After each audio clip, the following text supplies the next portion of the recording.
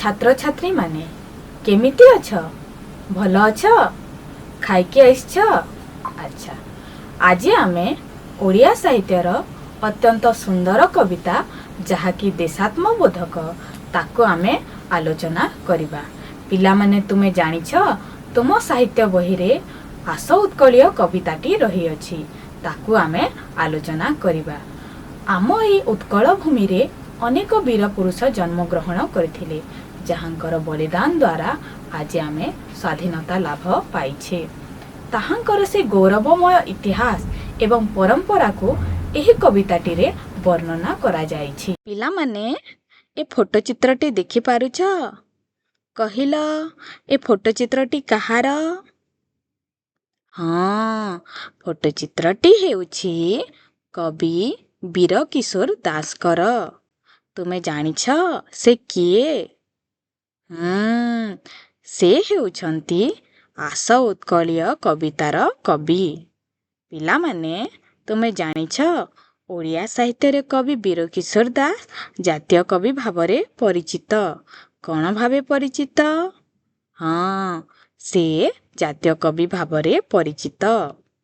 ସେ 1896 ମସିହା ନଭେମ୍ବର ମାସ 23 ତାରିଖରେ ଜଗତସିଂହପୁର ଜିଲ୍ଲା ଅନ୍ତର୍ଗତ ପୁନଙ୍ଗ ଗ୍ରାମରେ ଜନ୍ମଗ୍ରହଣ କରିଥିଲେ। କେଉଁଠାରେ ଜନ୍ମଗ୍ରହଣ କରିଥିଲେ ରେ? ହଁ, ଜଗତସିଂହପୁର ଜିଲ୍ଲା ଅନ୍ତର୍ଗତ ପୁନଙ୍ଗ ଗ୍ରାମରେ ଜନ୍ମଗ୍ରହଣ କରିଥିଲେ। ସେ ଏକାଧାରରେ ଜଣେ ଦେଶବତ୍ସଳ, ମାନବବାଦୀ, ଗାନ୍ଧୀ ଦର୍ଶନବାଦୀ ତଥା ଉଗ୍ର ଜାତୀୟବାଦୀ କବି ଥିଲେ। କ'ଣ ଥିଲେ ରେ ସେ? କବି ବୀର କିଶୋର ଦାସ ଜଣେ ଦେଶବତ୍ସଳ, ମାନବବାଦୀ, ଗାନ୍ଧୀ ଦର୍ଶନବାଦୀ ତଥା ଉଗ୍ର ଜାତୀୟବାଦୀ କବି ଥିଲେ। ଗାନ୍ଧୀକୁ ଜାଣିଛ? କିଏ ରେ ଗାନ୍ଧୀ? ହଁ, ମହାତ୍ମା ଗାନ୍ଧୀ, ଯାହାଙ୍କୁ ଆମେ ସମସ୍ତେ ଜାତିର ପିତା କହିଥାଉଁ। ଏବେ କହିଲ, ଆମ ଦେଶ କେବେ ସ୍ୱାଧୀନତା ଲାଭ କରିଥିଲା? କହିଲ ଦେଖି। ହଁ, ବହୁତ ଭଲ। ଆମ ଦେଶ 1947 ମସିହା ଅଗଷ୍ଟ ମାସ 15 ତାରିଖ ଦିନ ସ୍ୱାଧୀନତା ଲାଭ କରିଥିଲା। ପିଲାମାନେ ତୁମେ ଜାଣିଛ କବି ବୀର କିଶୋର ଦାସ ସ୍ୱାଧୀନତା ସଂଗ୍ରାମର ବହ୍ନି ଶିକ୍ଷାକୁ ପ୍ରଜ୍ୱଳିତ କରିବା ଉଦ୍ଦେଶ୍ୟରେ ସରଳ ଓ ସାବଲୀଳ ଭାଷାରେ କବିତାମାନ ରଚନା କରିଥିଲେ। ତାହାଦ୍ୱାରା ଓଡ଼ିଶାର ପୁରପଲ୍ଲୀର ଆବାଳ ବୃଦ୍ଧ ବନିତା ଉଦ୍ବୁଦ୍ଧ ହୋଇ ପତଙ୍ଗ ପରି ସ୍ୱାଧୀନତା ସଂଗ୍ରାମରେ ଝାସ ଦେଇଥିଲେ। କବିଙ୍କ ଦ୍ୱାରା ଲିଖିତ ପୁସ୍ତକ ଗୁଡ଼ିକ ହେଉଛି, କହିଲ ସେ କ'ଣ କ'ଣ ରଚନା କରିଛନ୍ତି?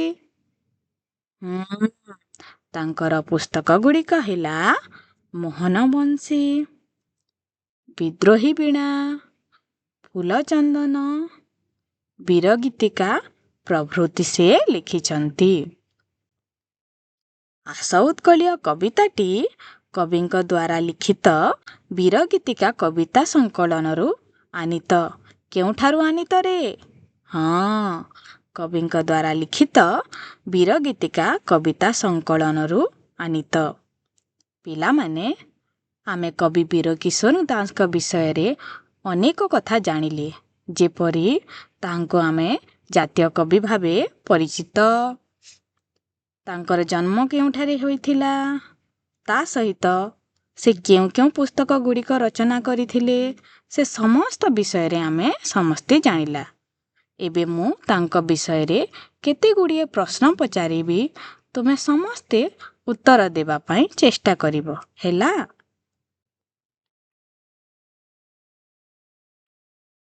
ପ୍ରଥମ ପ୍ରଶ୍ନଟି ହେଲା, ଜାତୀୟ କବି ଭାବେ କିଏ ପରିଚିତ?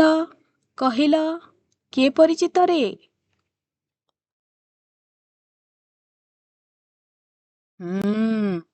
ବହୁତ ଭଲ। ଜାତୀୟ କବି ଭାବେ କବି ବୀର କିଶୋର ଦାସ ପରିଚିତ। ଏବେ କହିଲ, କବି ବୀର କିଶୋର ଦାସ କେଉଁ ମସିହାରେ ଜନ୍ମଗ୍ରହଣ କରିଥିଲେ? କେବେ ଜନ୍ମଗ୍ରହଣ କରିଥିଲେ ରେ? କବି ବୀର କିଶୋର ଦାସ କେବେ ଜନ୍ମଗ୍ରହଣ କରିଥିଲେ? କବି ବୀର କିଶୋର ଦାସ 1896 ମସିହାରେ ଜନ୍ମଗ୍ରହଣ କରିଥିଲେ। ତାଙ୍କ ଦ୍ୱାରା ରଚିତ କେତୋଟି ପୁସ୍ତକର ନାମ କୁହ। କହିଲ ସେ କେଉଁ କେଉଁ ପୁସ୍ତକ ଗୁଡ଼ିକ ରଚନା କରିଥିଲେ?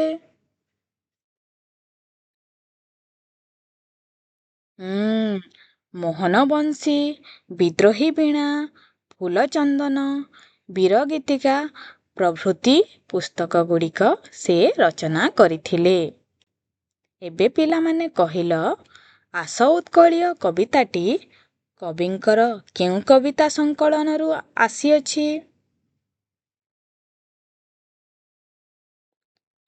କହିଲ କେଉଁ କବିତା ସଂକଳନରୁ ଆସିଅଛି? କହିଲ? ବୀର ଗୀତିକା ସଂକଳନରୁ କବିଙ୍କର ଆସ ଉତ୍କଳୀୟ କବିତାଟି ଆସିଅଛି। ପିଲାମାନେ ଏବେ ଆମେ ସମସ୍ତେ ମିଶି ପଦ୍ୟାଂଶଟିକୁ ଆବୃତ୍ତି କରିବା ହେଲା। ଆସ ଉତ୍କଳୀୟ ଶୁଣ ସର୍ବେ ମିଳି, ଏ ଦେଶ ଜାତିର ପୂର୍ବ କଥା, ଏ ଦେଶ ଜାତିର ପୂର୍ବ କଥା।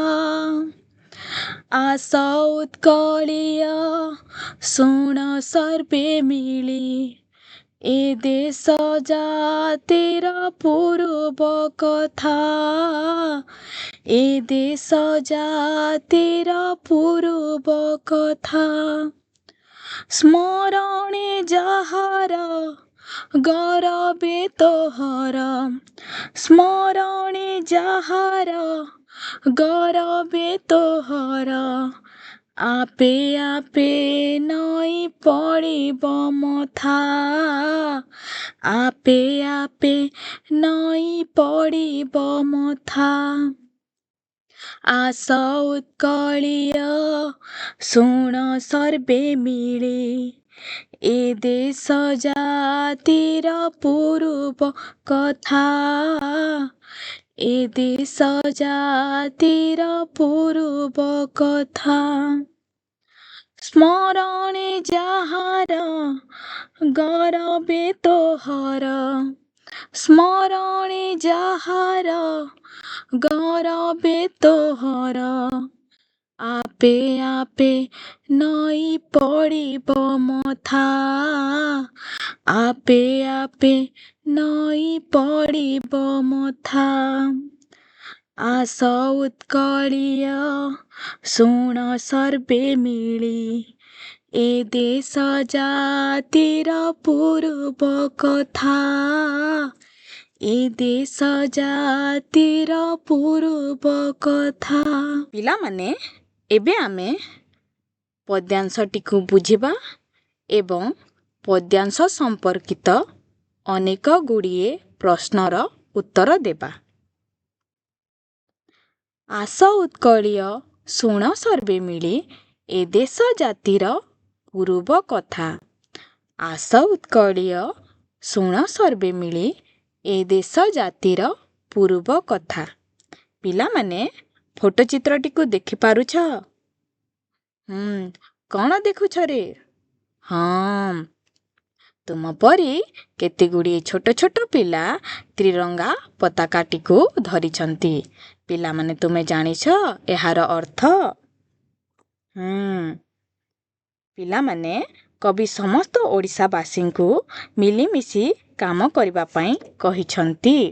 ସମସ୍ତେ ମିଳିମିଶି କାମ କଲେ ସବୁ ଠିକ୍ ଭାବରେ ହୁଏ ବୋଲି କବି କହିଛନ୍ତି।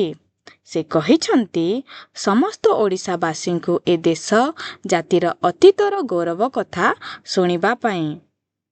ଆମ ଏହି ଉତ୍କଳରେ ଅନେକ ମହାନ ପୁରୁଷମାନେ ଜନ୍ମଗ୍ରହଣ କରିଛନ୍ତି।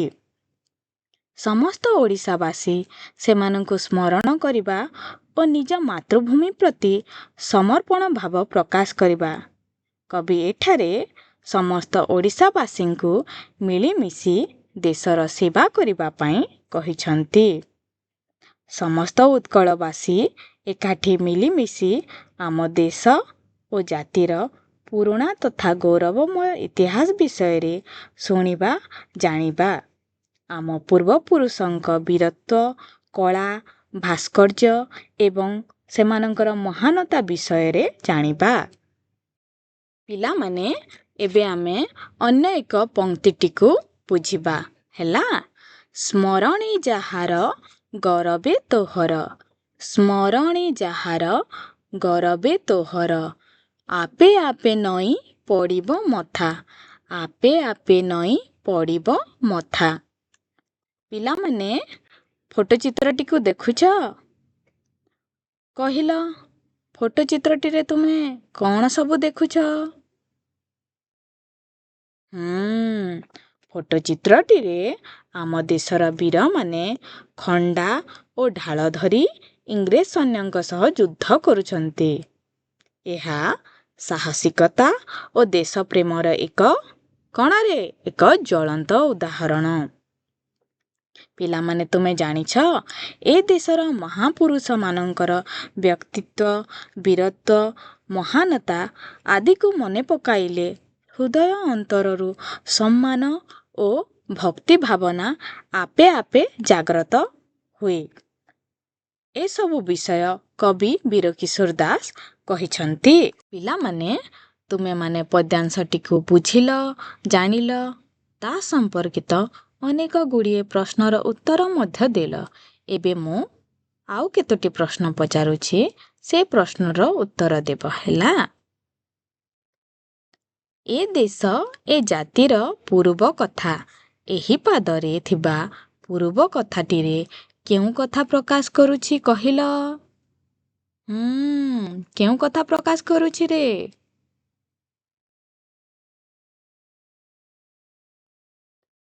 ହଁ, ଏ ଦେଶ ଏ ଜାତିର ପୂର୍ବ କଥା, ଏହି ପାଦରେ ଥିବା ପୂର୍ବ କଥା ଅତୀତର ଗୌରବ କଥା ପ୍ରକାଶ କରୁଛି।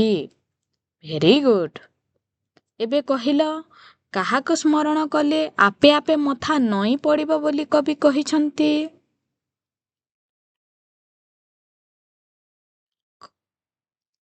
କହିଲ, କାହାକୁ ସ୍ମରଣ କଲେ?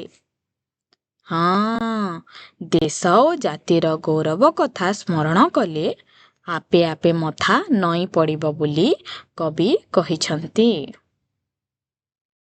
ଏବେ ଆଉ ଗୋଟିଏ ପ୍ରଶ୍ନର ଉତ୍ତର ଦିଅ। କବିତାରେ ଉତ୍କଳୀୟମାନଙ୍କୁ କ'ଣ ଶୁଣିବା ପାଇଁ କହିଛନ୍ତି? କୁହ କୁହ, କବିତାରେ ଉତ୍କଳୀୟମାନଙ୍କୁ କ'ଣ ଶୁଣିବା ପାଇଁ କହିଛନ୍ତି?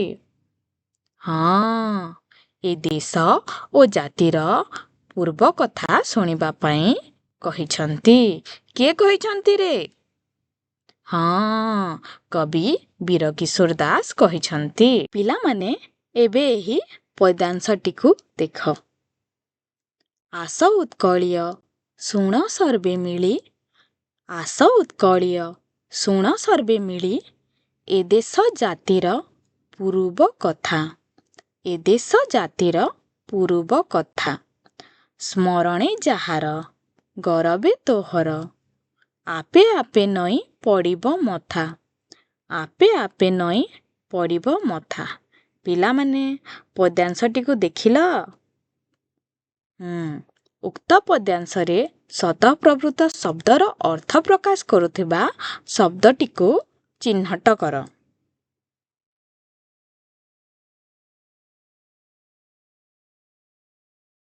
ହଁ, ସ୍ୱତଃପ୍ରବୃତ୍ତ ଶବ୍ଦର ଅର୍ଥ ପ୍ରକାଶ କରୁଥିବା ଶବ୍ଦଟି ହେଲା କ'ଣ ରେ? ଆପେ ଆପେ। ଏବେ ପିଲାମାନେ, ମୁଁ କେତୋଟି ଶବ୍ଦ କହୁଛି, ତୁମେମାନେ ସେହି ଶବ୍ଦର ଗଦ୍ୟ ରୂପ କହିବ। ହେଲା, କହିଲ, ପୂର୍ବ ଶବ୍ଦଟିର ଗଦ୍ୟ ରୂପଟି କ'ଣ ହେବ? ପୂର୍ବ ଶବ୍ଦଟିର ଗଦ୍ୟ ରୂପଟି ହେଲା ପୂର୍ବ। ଏବେ କହିଲ, ଗରବ ଶବ୍ଦଟିର ଗଦ୍ୟ ରୂପଟି କ'ଣ ହେବ? ବହୁତ ବଢ଼ିଆ। ଗରବ ଶବ୍ଦଟିର ଗଦ୍ୟ ରୂପଟି ହେଲା ଗର୍ବ। ଏବେ ପିଲାମାନେ, ମୁଁ କେତୋଟି ଶବ୍ଦ କହୁଛି, ତୁମେମାନେ ସେ ଶବ୍ଦର ପ୍ରତିଶବ୍ଦ କହିବ, ହେଲା? କହିଲ, ସର୍ବେ ଶବ୍ଦଟିର ପ୍ରତିଶବ୍ଦଟି କ'ଣ ହେବ? କୁହ କୁହ, କିଏ କହିବ ରେ? ହଁ, ସର୍ବେ ଶବ୍ଦଟିର ପ୍ରତିଶବ୍ଦଟି ହେଲା ସମସ୍ତେ। ଏବେ କହିଲ, ପୂର୍ବ ଶବ୍ଦଟିର ପ୍ରତିଶବ୍ଦଟି କ'ଣ ହେବ? Very good. ପୂର୍ବ ଶବ୍ଦଟିର ପ୍ରତିଶବ୍ଦଟି ହେଲା ଅତୀତ। ଏବେ ଆଉ ଗୋଟିଏ ଶବ୍ଦ କହୁଛି। ଆଚ୍ଛା କହିଲ, ମଥା ଶବ୍ଦଟିର ପ୍ରତିଶବ୍ଦଟି କ'ଣ ହେବ? ହଁ, ମଥା ଶବ୍ଦଟିର ପ୍ରତିଶବ୍ଦଟି ହେଲା ମୁଣ୍ଡ। ପିଲାମାନେ, ଏବେ ଆମେ ବିଶେଷ୍ୟ ପଦଟିକୁ ଚିହ୍ନଟ କରିବା। ମୁଁ କେତୋଟି ବାକ୍ୟ କହିବି, ତୁମେମାନେ ସେ ବାକ୍ୟରେ ବିଶେଷ୍ୟ ପଦ ଚିହ୍ନଟ କରିବ, ହେଲା? ଆଚ୍ଛା ପିଲାମାନେ, ତୁମେ ବିଶେଷ୍ୟ ପଦ କ'ଣ ଜାଣିଛ? କ'ଣ ରେ କହିଲ ବିଶେଷ୍ୟ ପଦ? ହଁ, ଯେଉଁ ଶବ୍ଦ କୌଣସି ବ୍ୟକ୍ତି, ସ୍ଥାନ, ବସ୍ତୁ, ପ୍ରାଣୀ କିମ୍ବା ଗୁଣକୁ ବୁଝାଏ ତାହାକୁ ବିଶେଷ୍ୟ ପଦ କୁହାଯାଏ। Very good. ଏବେ କହିଲ, ଆସ ଉତ୍କଳୀୟ ଶୁଣ ସର୍ବେ ମିଳି। ଏହି ବାକ୍ୟାଂଶରେ ଥିବା ବିଶେଷ୍ୟ ପଦଟି କ'ଣ? ଆସ ଉତ୍କଳୀୟ ଶୁଣ ସର୍ବେ ମିଳେ। ଏହି ବାକ୍ୟାଂଶରେ ଥିବା ବିଶେଷ୍ୟ ପଦଟି କ'ଣ କହିଲ? ହଁ, ବିଶେଷ୍ୟ ପଦଟି ହେଲା ଉତ୍କଳୀୟ। ଏବେ ଆଉ ଗୋଟିଏ ବାକ୍ୟ ଦେଉଛି, ସେଠାରେ ତୁମେ ବିଶେଷ୍ୟ ପଦ ଚିହ୍ନଟ କରିବ। ଏ ଦେଶ ଜାତିର ପୂର୍ବ କଥା। ଏ ଦେଶ ଜାତିର ପୂର୍ବ କଥା। ଏଥିରେ ଥିବା ବିଶେଷ୍ୟ ପଦ ଗୁଡ଼ିକୁ ଚିହ୍ନଟ କର। କେଉଁଟାରେ ବିଶେଷ୍ୟ ପଦ କହିଲ? ହଁ, ଦେଶ ଓ ଜାତି, ଏ ଦୁଇଟି ହେଉଛି ବିଶେଷ୍ୟ ପଦ। ପିଲାମାନେ, ଆଜି ଆମେ ଆସ ଉତ୍କଳୀୟ କବିତାର ପଦ୍ୟାଂଶଟିକୁ ବୁଝିଲେ, ଜାଣିଲେ, କବିଙ୍କ ବିଷୟରେ ଜାଣିଲେ, ତା ସହିତ କବିତା ସମ୍ପର୍କିତ ଅନେକ ଗୁଡ଼ିଏ ପ୍ରଶ୍ନର ମଧ୍ୟ ତୁମେମାନେ ଉତ୍ତର ଦେଲ। ଏବେ ମୋତେ କୁହ, ତୁମେମାନେ ପଦ୍ୟାଂଶଟିରେ କ'ଣ ସବୁ ବୁଝିଲ? କହିଲ। ହଁ, ଏହି ପଦ୍ୟାଂଶଟିରେ କବି ସମସ୍ତ ଓଡ଼ିଆ ଲୋକଙ୍କୁ ଏକାଠି ହୋଇ ଓଡ଼ିଶାର ପୂର୍ବ ଗୌରବମୟ ଇତିହାସ ବିଷୟରେ ଶୁଣିବାକୁ ଆହ୍ୱାନ କରିଛନ୍ତି। ସେ ଗୌରବମୟ ଇତିହାସକୁ ସ୍ମରଣ କଲେ ପ୍ରତ୍ୟେକ ଓଡ଼ିଆଙ୍କ ମୁଣ୍ଡ ଗର୍ବରେ ଆପେ ଆପେ ନଇଁଯିବ ବା ସମ୍ମାନରେ ପୂର୍ଣ୍ଣ ହୋଇଯିବ। କବି ବୀରକିଶୋର ଦାସ ସମସ୍ତ ଉତ୍କଳବାସୀଙ୍କୁ ଏକତ୍ରିତ ହେବାକୁ କହୁଛନ୍ତି, ଯାହା ଦେଶର ଐକ୍ୟତାକୁ ଦର୍ଶାଏ। ଏହି ପଦ ମାଧ୍ୟମରେ କବି ଓଡ଼ିଆ ଜାତିକୁ ନିଜର ବୀରତ୍ୱ ଏବଂ ଐତିହ୍ୟ ବିଷୟରେ ସଚେତନ କରାଇ ଦେଶପ୍ରେମ ଜାଗ୍ରତ କରିବାକୁ ଚେଷ୍ଟା କରିଛନ୍ତି। ପିଲାମାନେ, ତୁମେ ଜାଣିଛ, ଆମ ଓଡ଼ିଶାର ଅନେକ ମହାନ ବ୍ୟକ୍ତିମାନେ ଆମ ଦେଶ ପାଇଁ ନିଜର ବଳିଦାନ ଦେଇଛନ୍ତି। ଏବେ ପିଲାମାନେ, ମୁଁ ତୁମକୁ କେତୋଟି କାମ ଦେଉଛି, ତୁମେ ଯାଇ ଘରେ କରିକି ଆସିବ, ହେଲା? ତୁମ ପାଇଁ କାମ ଗୁଡ଼ିକ ହେଲା, ଓଡ଼ିଶାର ଅତୀତ ଗୌରବ ବିଷୟରେ 5ଟି ବାକ୍ୟ ନିଜ ଭାଷାରେ ଲେଖିକି ଆଣିବ। ତା ସହିତ ତୁମେମାନେ ସରଳାର୍ଥ ମଧ୍ୟ ଲେଖିକି ଆଣିବ। ଆସ ଉତ୍କଳୀୟ ଶୁଣ ସର୍ବେ ମିଳି, ଏ ଦେଶ ଜାତିର ପୂର୍ବ କଥା। ଏହି ପଂକ୍ତିର ତୁମେମାନେ ସରଳାର୍ଥ ଲେଖିକି ଆଣିବ, ହେଲା? ଆଉ ଗୋଟିଏ ପ୍ରଶ୍ନ ଦେଇଛି, ଆପେ ଆପେ ନଇଁ ପଡ଼ିବ ମଥା। ଏହି ଧାଡ଼ିର ଅର୍ଥ ବୁଝାଇ ଲେଖିକି ଆଣିବ, ହେଲା? ଖୁସିରେ ଶିଖିବା ସମସ୍ତଙ୍କ ଅଧିକାର। ନମସ୍କାର।